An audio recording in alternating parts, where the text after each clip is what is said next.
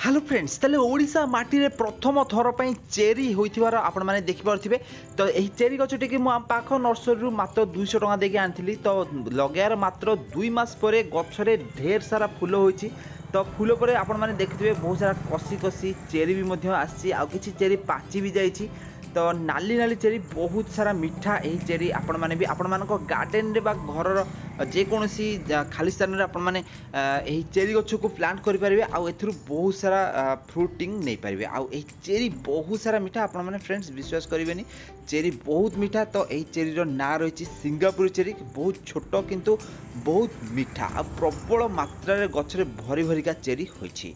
तो गछरे जत्न केमिति नेबे जत्न नेबा पई आपण माने किछि मात्रा रे एथिरे पोकमरा औषध पकाइବାକୁ पड़िबो प्रति 15 दिन रे बा 20 दिन थरे पोकमरा औषध पकाइବାକୁ पड़िबो। आ एहा छडा एथिरे भर्मी कंपोस्ट आपण माने मासुकु गोटे थर 2 मुठा भर्मी कंपोस्ट देले गछर ग्रोथ बहुत सुंदर हेबो। आपण माने देखि पारथिबे हम गछ बहुत सुंदर ग्रोथ करछि आ बहुत सरू गछटी आस्तिला वर्तमान 3 मास भितरे गछर मोटा भी बहुत बड़ हो गलानी आ एहा छडा झंका भी मध्य हो गलानी आ एथिरे बहुत सारा फूल होइतबार नजर आछि। ओडिसा रे प्रथम थर पई ओडिसा माटी रे चेरी होइछि जाकु देखि बहुत सारा खुशी लागुछि।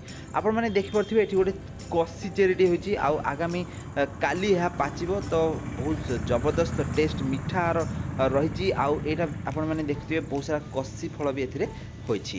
तो आपण माने भी चाहिए आपण मानक गार्डन रे एई भली चेरी गछ को लगे परिबे आ सेथिरु ढेर सारा चेरी आपण माने उत्पादन करि परिबे। आ एही चेरी गछरे आपण माने जानिथिबे कि चेरी खाय पई पक्षी माने बहुत भल पाती। तो गछ को टिके पक्षी मानक बा चढ़ई मानक ठारू टिके रक्षा करिया पड़िबो आउ नले किछि केयर नाही गछर जेमिति चाहिए गछ बढ़ियो जस्ट अल्प टिके पानी देवा पड़ियो। आ हम फ्रेंड्स मन रखिबे आपण माने एई गछटी को सैंड ऑयल सैंड माटी रे एई गछटी बहुत भल बढ़ी थाए। तो सैंड बालिया माटी रे गछटा को टिके लगेले बहुत भल फ्रूटिंग देथाय आ बहुत सुंदर बढ़ी थाए बहुत बड़ होइथाय घंच भी मध्य होता है। तो फ्रेंड्स ओडिसा रे एही प्रथम थर चेरी गछ आपण मानकु देखि केमती लागिछि कमेंट बॉक्स रे निश्चित भाबरे कमेंट करंतु।